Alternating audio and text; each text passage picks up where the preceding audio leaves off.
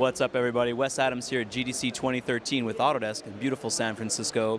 We have the pleasure of speaking to David Yee, Director of Development on FarmVille 2 at Zynga. David, tell me a little bit about what you do at Zynga. So the role that I have on FarmVille 2 is primarily about execution. So I manage the art team for FarmVille 2. I partner pretty closely with the art director on the team. So everybody's really familiar with the art director. Typically the art director is responsible for the vision, the visual style, and the quality of the game. My responsibility is around execution. So I deal with production, process, resourcing, timeline, budgeting. So he and I have a great partnership in terms of he's always constantly pushing and I'm always trying to make sure that we can actually hit things on time. That's awesome. So there's definitely a duality between the two of you on the team. Oh yeah, for sure. So tell me a little bit about, I understand FarmVille 2, you made a decision to go with a 3D pipeline. Can you tell me a little bit more about the rationale behind that decision? Yes, arguably FarmVille 1 is one of the largest social games, largest social franchises in the world.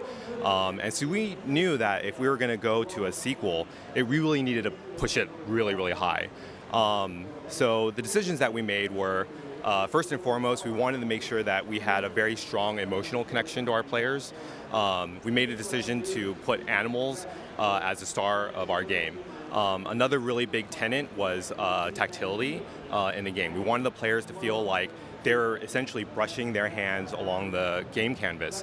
So a natural move in going that direction is to actually go 3D. So all of our animals exhibit a lot of personality in them. The player, everything on the game board has some sort of movement.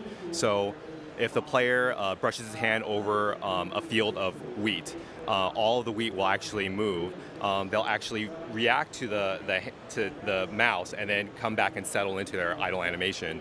Our buildings all have a bristle, and the animals they'll stop walking when you hover over them. And occasionally we'll even break the fourth wall and they'll look up at the player. Nice. So that sounds like everything is really focused on the interactivity and any movement the player could possibly do in the game. You've really been allowed to create something interactive there. Yeah, absolutely. So, what did you find particularly useful about the 3D tool then? Were there any features in particular that you used that helped in your production?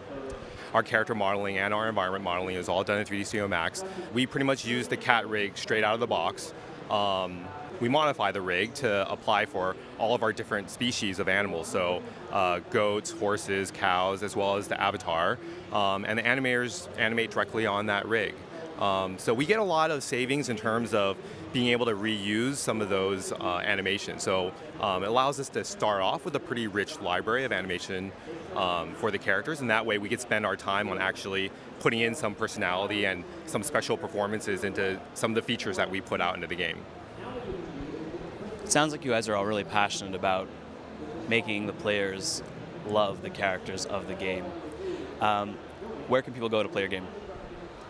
Well, you can go to Zynga.com to play the game, and it's also on Facebook.